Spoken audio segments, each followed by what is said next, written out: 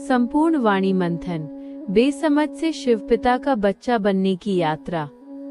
दिनांक the 20th of April 2026। प्रातः class परमात्मा वाणी। मुख्य सार, बेगर टू प्रिंस बनने का गुप्त पुरुषार्थ। आज की वाणी में शिवपिता ने हमें देही अभिमानी बनने की मेहनत और विश्व में शांति स्थापन करने के सहज मार्ग पर प्रकाश डाला है। पिता समझा रहे हैं कि कैसे हम पत्थर बुद्धि से पारस बुद्धि बनकर विश्व के मालिक बन सकते हैं। मुख्य बिंदु, विस्तार और उदाहरण सहित। 1. पतित पावन और चैतन्य बीज रूप। विस्तार, शिव बाबा ही ज्ञान का सागर और चैतन्य बीज रूप है, जो गुप्त रूप में आकर हमें लिबरेट करता है। भूमिका, वही फादर, टीचर और गुरु तीनों भूमिकाएं निभाकर हमारी सद्गति करता है। ये महिमा किसी और की नहीं हो सकती। उदाहरण, गंगा स्नान करने वालों की बुद्धि में केवल स्थूल पानी रहता है, लेकिन यहाँ हम स्टूडेंट बनकर वास्तव में पतित से पावन बनने की रूहानी पढ़ाई पढ़ रहे हैं। 2. विश्व शांति का सहज मार्ग और संगम युग। विस्तार, दुनिया शांति के लिए बहुत खर्चा करती है, लेकिन शांति केवल संगम युग के ज्ञान से संभव है। चित्र का सुझाव, बाबा ने कहा है कि संगम युग का ऐसा चित्र बनाएं जिसमें एक तरफ अशांति की पुरानी दुनिया और दूसरी तरफ शांति की नई दुनिया स्पष्ट दिखे।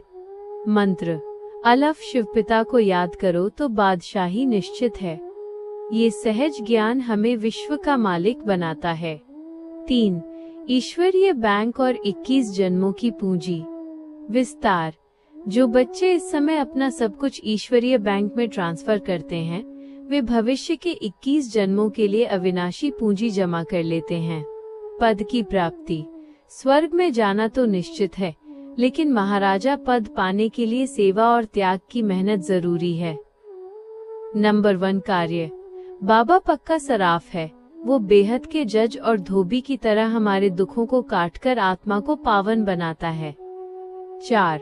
शिवपिता के बच्चे बनाम बेसमझ, उल्लू।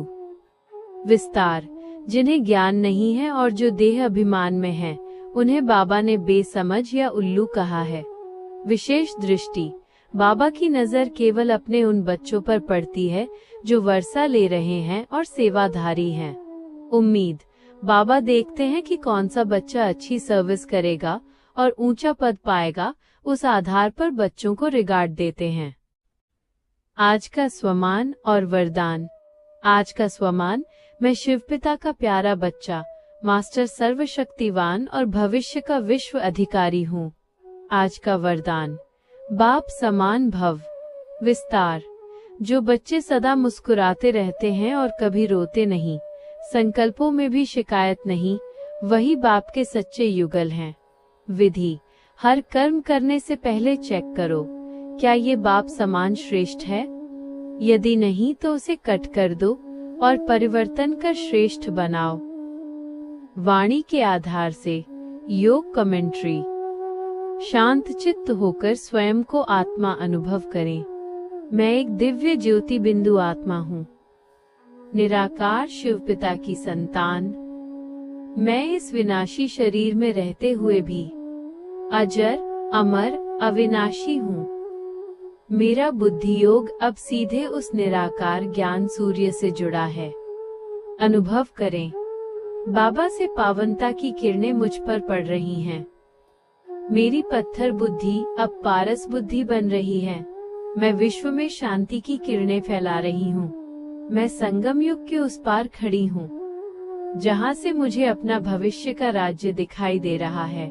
मैं मामे का याद करो के मंत्र में स्थित मायाजीत बन रही हूँ। मैं सदा हंसती मुस्कुराती बाप समान फरिश्ता हूँ। मैं शांत हूँ, मैं पावन हूँ, मैं मास्टर विश्वनाथ हूँ। ओम नमः शिवाय।